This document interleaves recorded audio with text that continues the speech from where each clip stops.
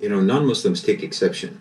I've noticed, and I've heard them say it explicitly, uh, that they take exception to being called kuffar. That's interesting, because they don't take any particular exception to being referred to as goyim by the Jews. It's quite telling.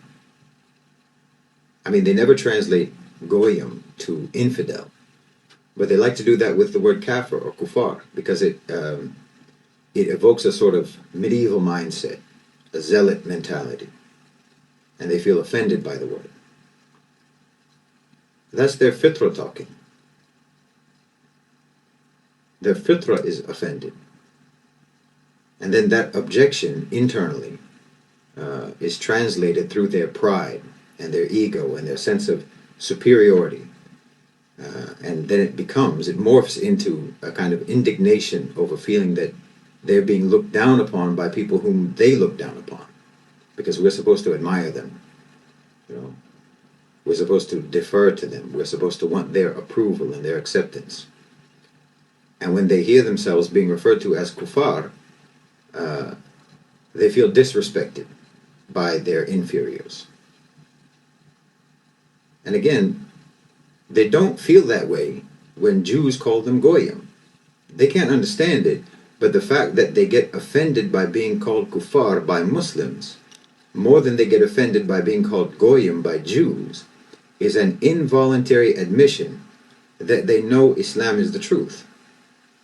And that word, kuffar, makes them subconsciously self-conscious about their denial of Islam. It draws attention to the fact that they're on the wrong path, and that makes them uncomfortable. Because the word does not mean infidel. Linguistically, it means basically someone who covers up the truth, who conceals reality, because that's what you do. That's what you do. You lie and obfuscate and spin and misrepresent and deflect and use euphemisms all the time about everything. You craft narratives. You weave alternative realities. You hide facts. You talk about your truth, not the truth. You came up with the phrase perception is reality, as if objective reality doesn't exist. And then you spend all your time trying to manage perceptions. It's just endless lying. And all the while, claiming yourselves to be the most rational, the most reasonable, the most empirical people who ever lived.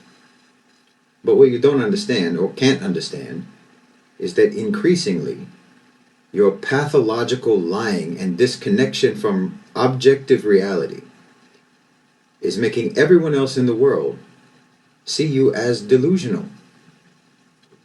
So, I myself, and this is just personal to me, it's not a distinction that we would make in the religion, but personally, I generally use the word kuffar to refer to more active, aggressive liars. And I use the term non-Muslim to refer to the people who are more passively just drowning in all the lies. Good people who are victimized in their own ability to understand reality because of the incessant deception and distortion that they are subjected to from the cradle to the grave. Because as I said, they have had cognitive dissonance inflicted on them their whole lives. Just an endless, relentless barrage of deceit, spin, and obfuscation 24/7, all day, every day. I mean, if you've ever read the Kubark Manual of Interrogation Techniques by the CIA, you can't help but notice those techniques proliferating in mainstream news and media programming. It's uncanny. It's programmed to disorient you, to put your critical mind in a state of zero gravity, to where you can't distinguish what matters from what doesn't matter. Watch the news, you'll see what I mean. There'll be a story about a famine, immediately followed by a story about some celebrity getting a tattoo. 12 people are killed in a mass shooting. Oh, and someone finds a potato that looks like George Washington. The important and the trivial are juxtaposed side by side in rapid succession, and the presenter changes his or her mood like flipping a light switch. Happy, then serious.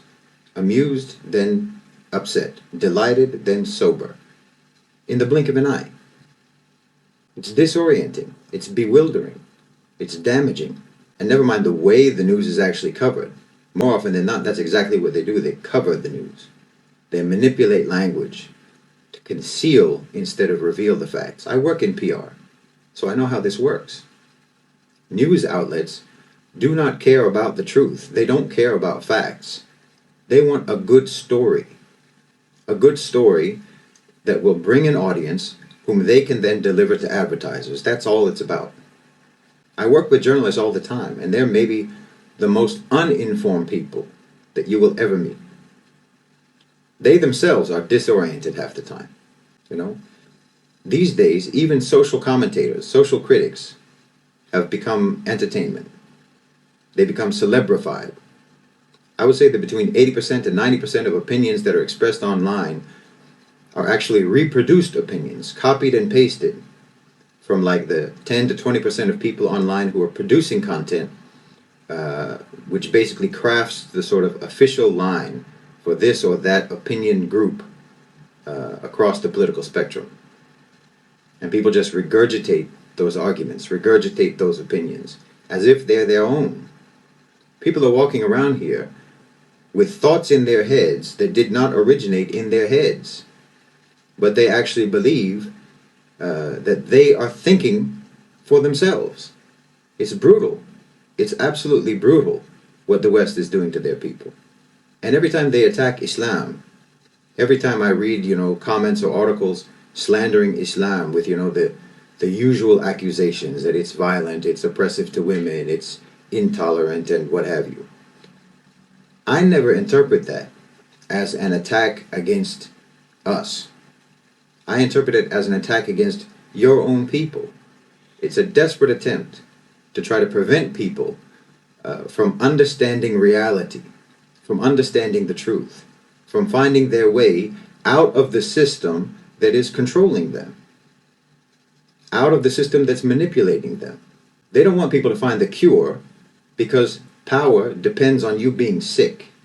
Power depends on you being disoriented. Power depends on you being confused. So they have to instill hatred, They have to instill fear. They have to instill suspicion, distrust for the thing that can actually liberate people from under their control. Hatred for the thing, for the belief system that actually tells the truth, that actually calls things by what they are, that actually provides clarity and recognition and understanding. I mean, what's the last thing that a liar would want you to do? If someone's trying to run a con on you, the last thing that they want you to do is to talk to someone who knows that they're conning you. If someone is, say, pretending to be an expert about something, then the last thing that they would want you to do is to talk to an actual expert. They'll say, well, whatever you do, don't talk to that guy. Don't talk to so-and-so. If that's the person who could tell you the truth and ruin their con, they'll never want you to talk to that person. They try to make you hate him. They try to make you fear him, distrust him. They'd slander him and make up all kinds of stories to make you think that he was a terrible person with no credibility, just to make sure that you never engage with him, so you would never get the information that you needed to save yourself from being taken advantage of, from being conned. Well, that's the way I see it when they attack Islam. They're attacking you, not us. They're just trying to keep you under their control. Those are what I would call, hardcore, dyed-in-the-wool kuffar, covering up the truth aggressively to keep other non-Muslims subject to their completely unqualified and fabricated authority. That's the irony, People will say that they reject Islam or they reject religion because it's just an instrument of control.